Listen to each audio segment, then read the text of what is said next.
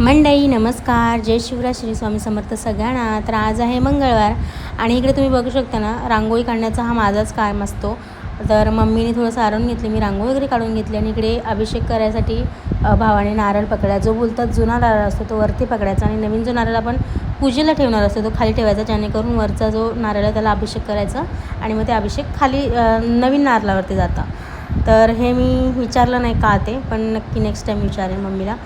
त्यानंतर मग मस्तपैकी माझी इकडे आजी तयारी करते की नैवेद्य दाखवायचं आहे आणि केळींची पानं ही लागतातच. आणि इकडे मी मँगो शिरा बनवलं, इतका भयंकर भन्नाट झाला होता काय सांगू तुम्हाला.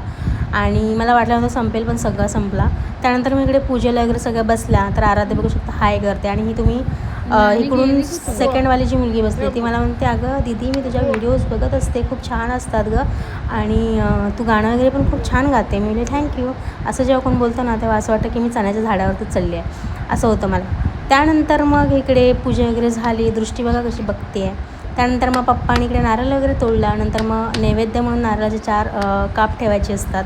त्यानंतर मी मुंबईवरूनच मुलींना जे द्यायचं असतं, जसं की आम्ही हे आणलं होतं, टिकली आणली होती आणि नॅपकिन आणले होते आणि क्लिप्स आणले होते. त्यानंतर आम्ही जेवायला बसलो आणि जेवून घेतलं. मँगो होतं आहे आणि इकडे माझी आजी तयारी करते. तुमची पण आजी अशी तयारी करते का?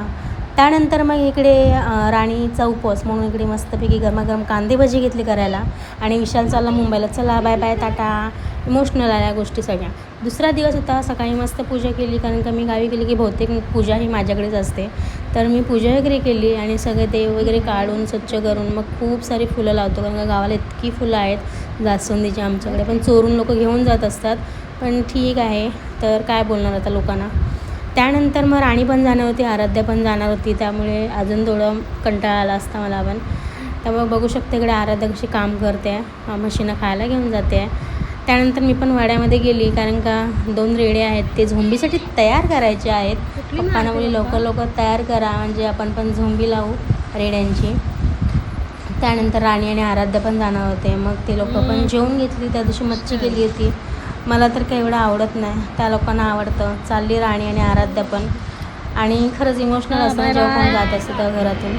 पप्पा पण सोडायला जात होते. चला अशाच नवीन व्हिडिओमध्ये भेटू. तिथपर्यंत जय शिवराय, श्री स्वामी समर्थ.